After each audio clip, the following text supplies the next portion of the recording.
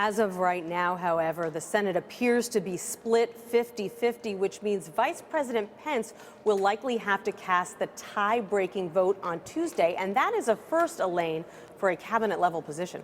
Well, Nancy, Democrats are making this last-ditch effort to convince one more Republican to come on board so that they can take down Betsy DeVos's confirmation. Why hone in on this pick? For a couple of reasons, Elaine. First of all, they just think that she is not qualified for the position that she's going to hold, and they have felt that way from the beginning. There are several cabinet picks that they identified as being, in their minds, uniquely unsuited for the position they were going to hold, and she was one of them because they say she has no experience in the field of public education. She has never worked in public education. She is not a product of public schools. Her children are not products of public schools. Beyond that, they believe that her positions would lead to a weakening of the education department because she is a big fan, a big proponent of vouchers and charter schools and has been for many decades. And while many Democrats support the idea of charter schools, they believe that she would take money from the public education system, take those dollars and allow children to take them with them to parochial schools, to private schools. And many Democrats believe that the public schools are strapped enough as it is. Republicans, however, say that's one of the things they like the most about her. They believe that the education system needs to be shaken up. They believe it needs an outsider, and that's why, in the face of this incredible pressure that they've been under these past few weeks, you've only seen 2 Republicans come out and say that they're voting against her.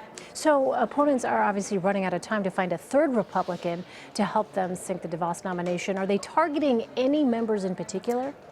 They've basically been targeting any Republican who has ever sided with a Democrat on anything, but they really haven't gotten very far. In fact, most Republicans who are considered to be vulnerable, if you will, have come out publicly and stated that they are going to vote for Betsy DeVos, but that really hasn't stopped teachers groups, students groups in some cases, Democrats, protesters from urging them to change their minds. And there have not been that many times in my past years of covering Capitol Hill, Elaine, where I've seen this many calls come in on one particular subject. You literally have senators who are adding staff to answer the phones, rotating staff just to give them a break because these calls are coming in so ferociously. And numerous offices have told me that it's not as if they're getting 10,000 phone calls and half are for or half are against.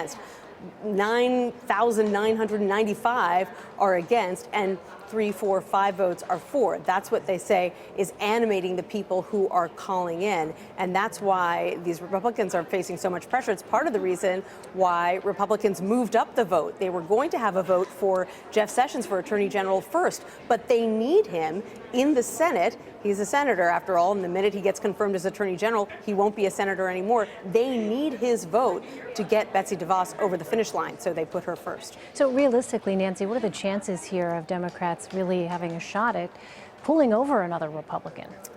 You know, I think at this point, if there was going to be a Republican who was going to crack under the pressure, it would have happened. There's always strength in numbers. And so, you know, if there was another Republican who was thinking of voting no, they probably would have come out when Senator Susan Collins and Senator Lisa Murkowski, the other 2 Republicans who have said they're voting no, came out and made their feelings known about a week ago. Nobody wants to be the deciding vote that sends a Republican nominee to defeat. If you're a Republican, that's a very uncomfortable place to be. So at this point, you know, the most likely scenario would be, if there was going to be a defection, that it would be several Republicans all at once who came out and said that they were going to vote no. I think it's highly unlikely that you see one sole Republican willing to take the fall. All right, Nancy Cortez on Capitol Hill for us. Nancy, thank you. You're welcome.